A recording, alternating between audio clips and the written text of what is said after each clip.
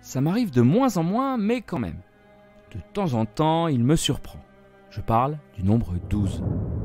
Ça peut être au détour d'une ruelle, sur un écriteau dans un parc ou sur une plaque minéralogique. Ça peut être sur une copie d'élève dans un bouquin qui traîne ou encore à la télé. Ça ne m'inquiète pas trop parce qu'aujourd'hui il reste un peu à sa place. Ça n'était pas le cas il y a de nombreuses années. Je trouvais ça vraiment marrant au début, et puis un peu déroutant à force quand même. Bon, vous êtes sur Maths en tête, le podcast de vulgarisation mathématique, et aujourd'hui je vous parle un peu de mon histoire singulière avec le nombre 12.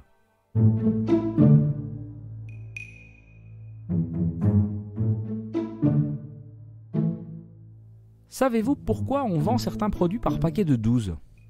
Une douzaine d'œufs, des tomates vendues à la douzaine, 12 bouteilles de vin, ou alors des diviseurs de 12, un pack de 6 bouteilles d'eau. Eh bien, tout cela date du Moyen-Âge.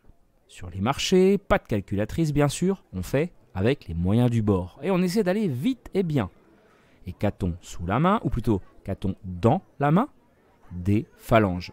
3 à chacun des 4 doigts opposables au pouce. Du coup, facile de tenir les comptes et de montrer tout ça au client. 1, 2, 3 sur le petit doigt, 4, 5, 6 sur l'annulaire, etc. On arrive facilement à 12.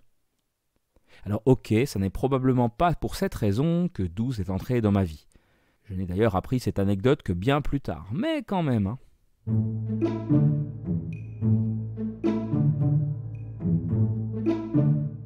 Quand j'étais sur les bancs de ma fac de mathématiques avec des gens de l'amphi, des copains de l'époque, on s'était mis à faire une fixette sur lui. 12. Ne me demandez pas trop pourquoi, les raisons sont assez nébuleuses. Mais après tout, ce n'est pas plus étrange que de voir des formes dans les nuages, d'être persuadé qu'il y a des complots partout, ou de croire qu'un type à la radio est capable de vous prédire votre journée en racontant des trucs bateaux à un monde découpé en 12 catégories zodiacales. Au passage, raconter des trucs bateaux genre « vous allez vivre une journée intéressante » ou alors « vous allez rencontrer des gens qui auront un impact sur votre journée », ça s'appelle l'effet Barnum. Mais bon, revenons à 12.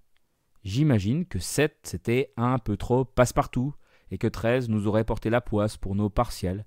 Bref, on a cherché le 12 un peu partout et puis on a fini par le trouver un peu partout. Je me souviens qu'à force d'être obnubilé par ce nombre, il nous sautait aux yeux absolument tout le temps, en tout lieu. Une vraie prophétie autoréalisatrice qui alimente sa propre existence. Bah oui, quand on cherche, on trouve. C'est ce qui est arrivé avec le nombre d'or à travers les âges, alors pourquoi pas avec ce bon vieux 12 ? Alors après, je ne connaissais encore pas ce qu'on appelle le phénomène Baader-Meinhof. Et vous, ça vous parle ? Non mais rigole !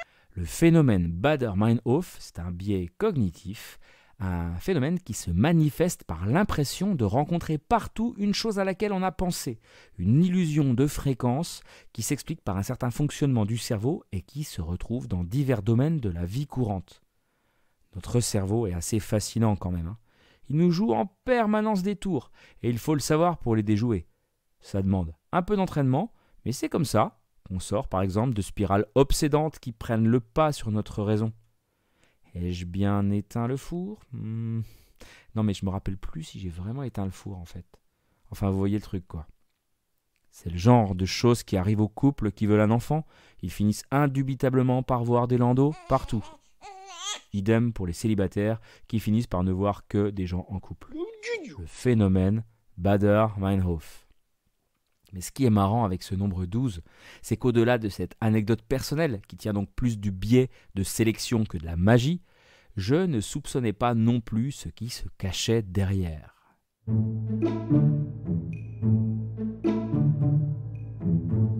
12 serait un nombre qui faciliterait les progrès dans la compréhension des mathématiques. Rien que ça, En tout cas, plus que notre bon vieux 10 qui a généré notre système décimal. Alors, est-ce que c'est pour ça que je l'aime autant ? Ça, je ne sais pas. Notre système décimal vient évidemment du fait qu'on a 10 doigts. Bah tiens, mais tout cet épisode est centré sur les doigts, c'est dingue. 10 doigts donc. Et quel dommage que nous n'en ayons pas 2 supplémentaires. Alors ça en serait fini de la base 10. Bienvenue la base 12, la base duodécimale. 12 est un nombre dit abondant. la somme de ses diviseurs est supérieure à son double. 1 plus 2 plus 3 plus 4 plus 6 plus 12, les diviseurs de 12 donc, ça fait 28. Et 28, c'est supérieur au double de 12, qui donne 24. 10, lui au contraire, est déficient. 1 plus 2 plus 5 plus 10, ça fait 18, et c'est plus petit que le double de 10 qui fait 20. Ainsi, les nombres abondants sont intéressants parce qu'ils présentent plus de diviseurs. Et on adore les nombres entiers, vous savez bien, hein. C'est plus facile de s'organiser dans la vie quotidienne en particulier. Nos ancêtres du Moyen-Âge le confirmeront, la base 12 y était courante. On a déjà parlé de notre manière de compter les œufs ou les escargots par douzaine, c'est un héritage de cette période. Et c'est pas tout, hein. 12 pouces pour un pied, 12 deniers pour un sou, etc. On pourrait dire en un sens que ça facilite les progrès de la discipline mathématique car les calculs sont plus souples et plus rapides. Alors, 12 a-t-il des concurrents sérieux ? Eh bien, 20 est aussi abondant, hein, avec encore plus de diviseurs même. 1, plus 2, plus 4, plus 5, plus 10, plus 20, ça fait 42. Et c'est plus grand que le double de 20. Alors, pourquoi on n'a jamais pensé à compter en base 20 ? En plus, c'est hyper naturel, avec nos 10 doigts et nos 10 orteils. Eh bien, les Celtes le faisaient, et ouais. Vous croyez qu'il vient d'où notre 80 ? Ouais, c'est pas faux. D'où pensez-vous que vient le nom de l'hôpital des 15-20 à Paris ? L'hôpital qui pouvait héberger 300 aveugles. Ah, c'est ça. 60 est également un client sérieux. 1, plus 2, plus 3, plus 4, plus 5, plus 6, plus 10, plus 12, plus 15, plus 20, plus 30, plus 60. Ouf. Eh bien, ça fait 168 et c'est plus grand que le double de 60. Les Babyloniens utilisaient des mathématiques liées à la base 60. Et nous leur avons juste emprunté notre mesure des Anglais du temps. Alors, pourquoi les mathématiques babyloniennes ne se développèrent pas aussi bien qu'espéré ? Eh bien parce qu'il aurait fallu nommer différemment 59 nombres déjà, entre autres, et il manquait aussi surtout un zéro, capital pour une numérotation de position comme la nôtre. Unité, dizaines, centaines, etc. Bah oui, être abondant, ça ne suffit pas. Pour toutes ces raisons, la meilleure numérotation de position est la duodécimale. 12 met tout le monde au tapis. Sauf que, hélas, nous n'avons que 10 doigts. On en revient toujours là. Ah, si seulement nous avions 2 doigts supplémentaires. Ce nombre 12, décidément, hein, il est spécial. Au moins pour moi. Et d'ailleurs, j'en découvre encore tous les jours à son sujet.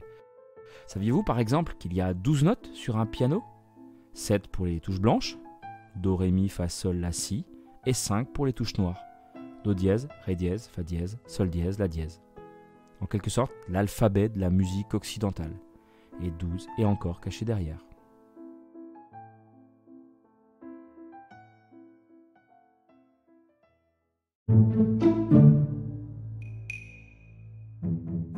Bon, eh bien, 12 000 merci pour cette écoute.